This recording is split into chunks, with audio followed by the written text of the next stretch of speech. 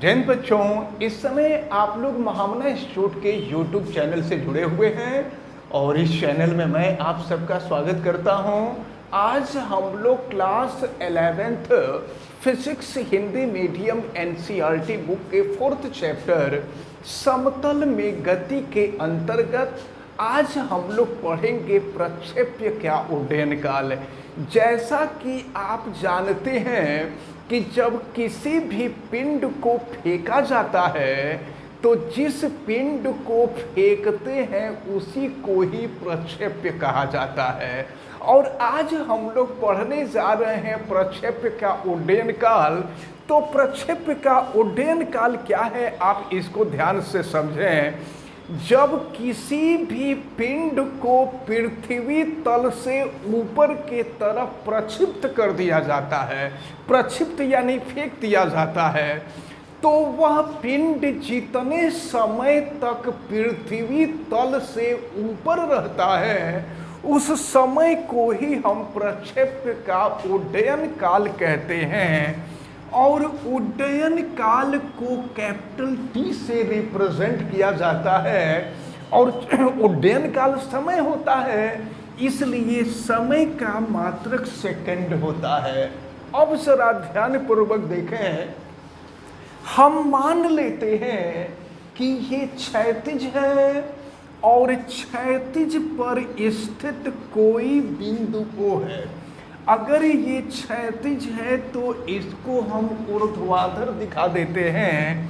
क्षैतिज हमेशा x अक्ष के तरफ होता है और ऊर्ध्वाधर जो होता है ये y अक्ष के तरफ होता है। अब जरा ध्यान पूर्वक देखें, हम मान लेते हैं कि क्षैतिज के किसी बिंदु O से किसी पिंड को u प्रारंभिक वेग से, प्रारंभिक वेग u है, u प्रारंभिक वेग से क्षैतिज से थीटा कोण बना करके प्रक्षिप्त किया गया है, फेंका गया है।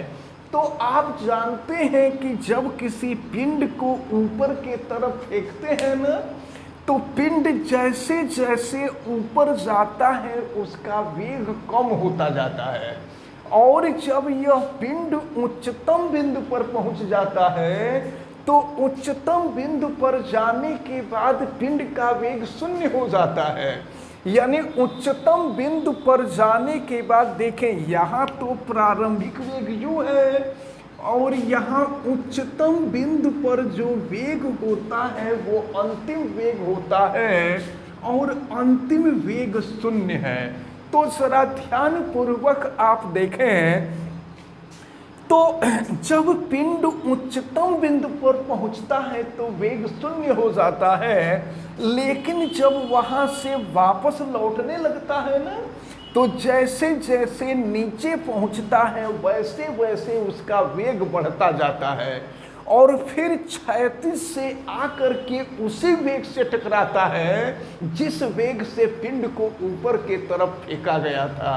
तो अब एक बात आप ध्यान से समझ लें कि यहाँ बिंदु O से उच्चतम बिंदु तक जाने में जितना समय लगता है, उच्चतम बिंदु से निम्नतम बिंदु तक आने में भी उतना ही समय लगता है।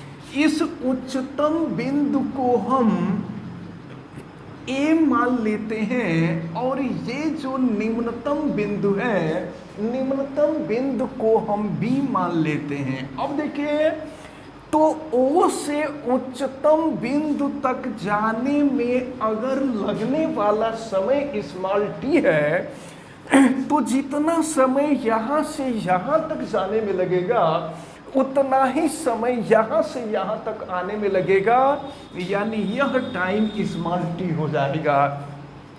तो प्रक्षेपण के दौरान कुल मिलाकर के पिंड कितने समय तक पृथ्वी तल से ऊपर रहा, तो यहाँ से यहाँ का समय t और फिर यहाँ से यहाँ का समय t और t जोड़ देंगे तो ये हो जाएगा 2t। यानी उड्डयन काल जो होता है वह 2t के इक्वल होता है।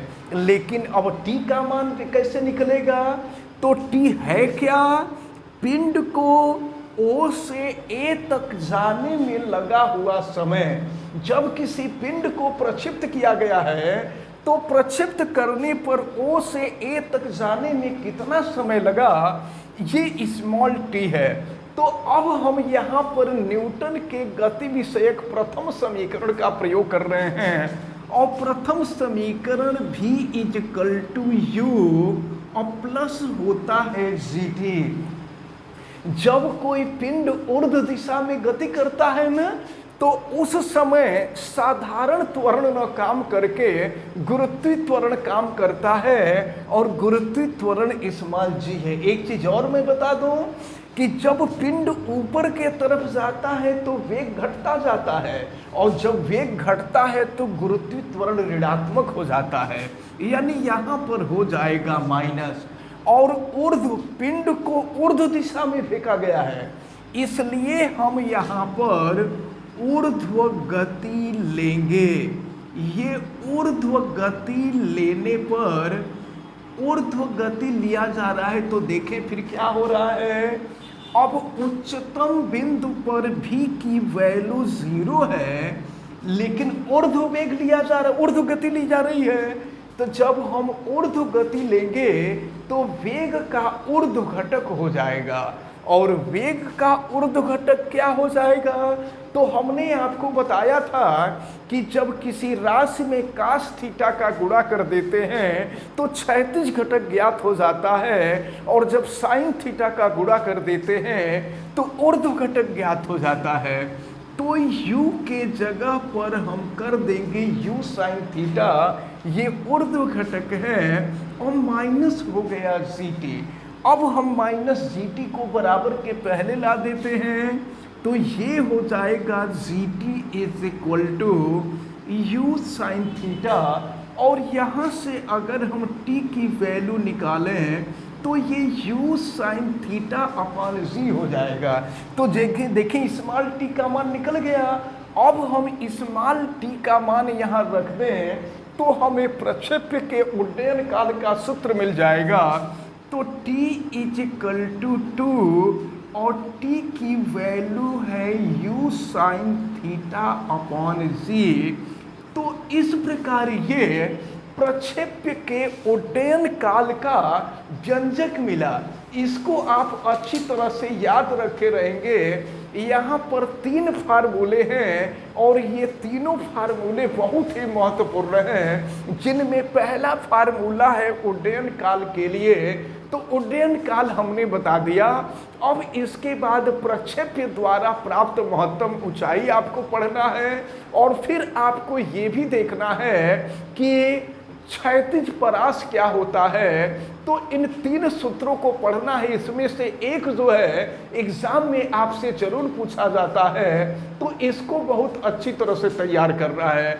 फिलहाल ये उड्डयन काल का हमने व्यंजक आपको बताया, और ये व्यंजक capital T is equal to 2u sin theta upon g।